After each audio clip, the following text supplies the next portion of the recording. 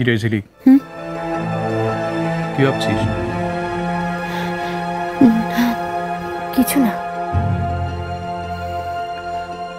জানিস আজকে কি হয়েছে? আমি অনেকগুলো বই নিয়ে এই ঘরে আসছিলাম আর উল্টো দিক থেকে গঙ্গা আসছিল।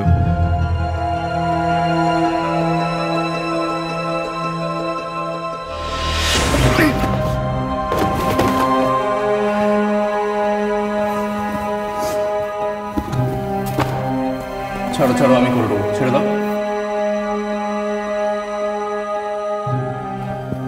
এই কবিতা সংগ্রহটা? হ্যাঁ হ্যাঁ, ওটাই।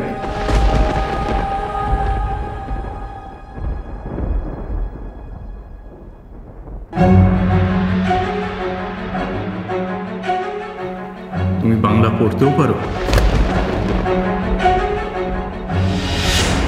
তাই? ও বাংলা পড়তেও জানে? হ্যাঁ, আমি তো সেটা শুনেই খুব অবাক হয়ে গেলাম। তারপর ওকে খানিকটা চেপে ধরতেই ও বলল যে ও রঘু কাকা বলে কি একজন আছে, তার কাছেই ও নাকি বাংলা পড়তে শিখেছে। ইনফ্যাক্ট আমি এই কথাটাই তোমাকে বলতে এসেছিলাম। স্ট্রেঞ্জ।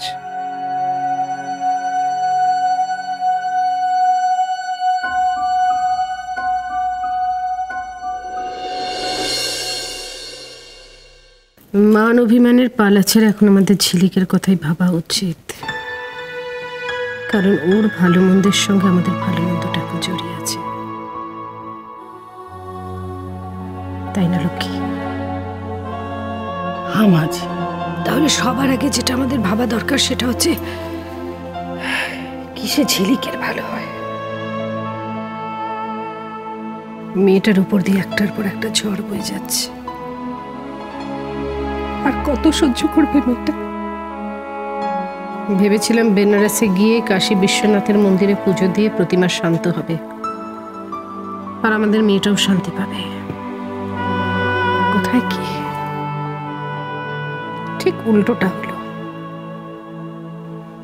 বেনারস থেকে ফিরে সবকিছু আর উল্টো পাল্টা হয়ে গেল। हाँ माँ जी, प्रतिमा मुखर्जी तो वही लड़की को, वो गंगा को निजेर बिटुआ भाबছে,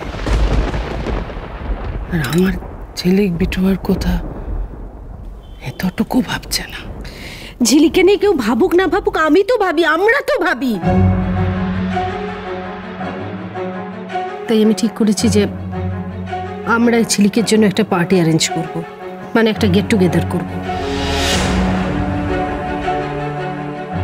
সবাই মিলে পার্টিতে আসবে, আনন্দ করবে, হই হুল্লোড় করবে, আর সেদিন সবার সামনে অ্যানাউন্স করব যে ঝিলিক শুধু আমার মেয়ে নয়, ও আমার ছেলের বউ।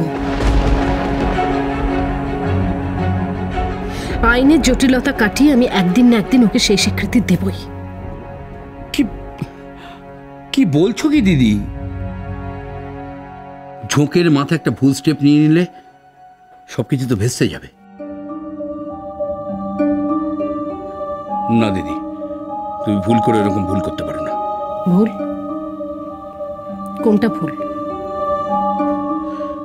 দিদি দিদি তুমি পুরো প্রসেসটাকে গোপন রাখতে বলেছিলে এবং আমি তাই রেখেছিলাম। আমি লয়ারের সাথে কথাও বলেছি। দেখো, ফুলকির এগেন্সটে সমস্ত সাক্ষ্য প্রমাণ জোগাড় করা শুরু হয়ে গেছে। এখন এখন যদি সবার সামনে এরকম কোনো স্বীকৃতি দিতে যাও, তুমি পুরোটা তোমাদের এগেন্সটে চলে যাবে, এতে হিতে বিপরীত হয়ে যাবে দিদি। हाँ माँ जी, ये बात भी सही है। ঠিক আছে, সেরকম কিছু অ্যানাউন্স না হয় নাই করলাম, কিন্তু পার্টিটা হতেই হবে। কারণে হোক অকারণে হোক, আমার ঝিলিকের জন্য তো আমি এটা করতেই পারি, তাই না?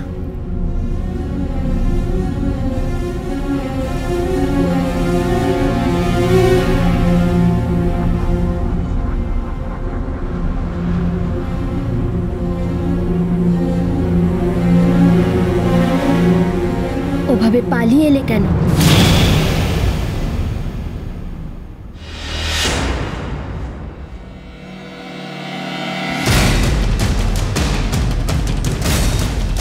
কি হয়েছিল? আমি কি সেতে তোমাদের বাড়িতে এসেছিলাম? তুমি অনেক করে বলেছিলে বলেই এসেছি। আর আমি এও জানি তোমাদের দরকার ফুরলেই আমাকে আবার। কি হয়েছে? কেউ কিছু বলেছে তোমাকে এই নিয়ে? না বললেও আজ যদি আমার কোনো বিপদ হয় সেটা তো তোমাদেরই দেখা উচিত। উল্টে ডেকে এনে বিপদে ফেলার তো কোনো মানে হয় না। বিপদ?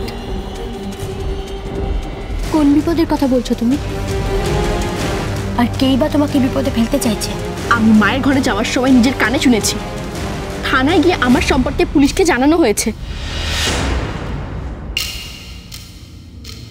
কেন? কোন ক্ষতিটা করেছি আমি তোমাদের? আর আমি তো নিজের থেকে এখানে আসতে চাইনি। তাহলে কেন আমাকে এত সন্দেহ করছো? কেন? ও এই ব্যাপার।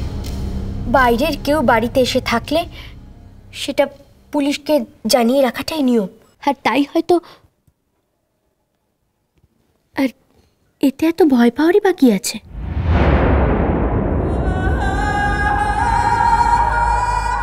ভয় তো আছেই। তোমরা জানো না আমি কি করে এসেছি। পুলিশ ধরতে পারলে ঠিক আছে, আমাকে নিয়ে যখন এতই অসুবিধা তোমাদের, আমি থাকবো না এখানে। আমি চলে যাব এখান থেকে। এরকম কেন ভাবছো গঙ্গা? তুমি তো আমার কথাতে আমাদের উপকার করতে এখানে এসেছো। কোনো অন্যায় আমি তোমার সঙ্গে হতে দেব না।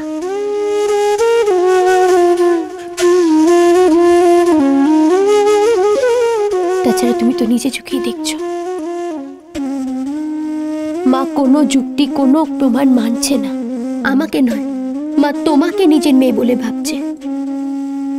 এরকম একটা পরিস্থিতি থেকে মাকে বের করে এনে সুস্থ করে তোলাটা খুব কঠিন কাজ। আর সেটা যে তুমি করছো গঙ্গা, তাই কাজটা সম্পূর্ণ না করে তোমার চলে যাওয়াটা কি ঠিক?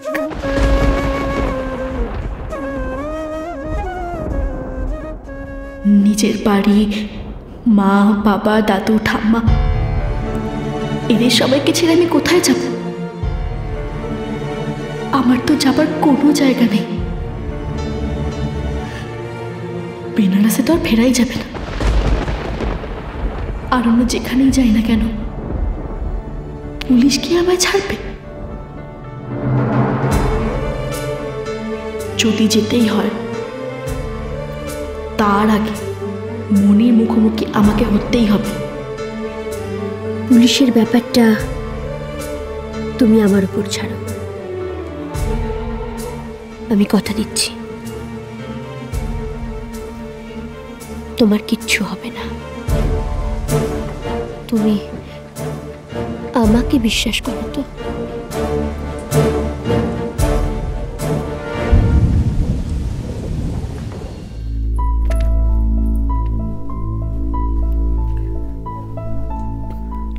বাবা, বল।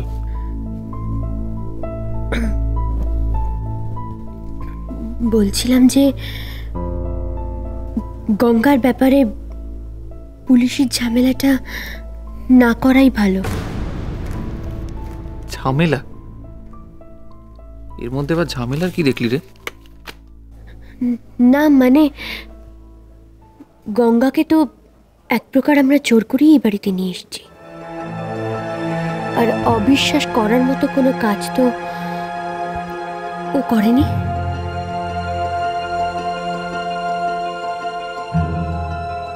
দেখ ঝিলিক, বিশ্বাস অবিশ্বাসের কথা নয় এটা। আমরা যাতে পরে পুলিশি ঝামেলায় জড়িয়ে না পড়ি সেই জন্যই পুলিশকে জানিয়ে রাখি।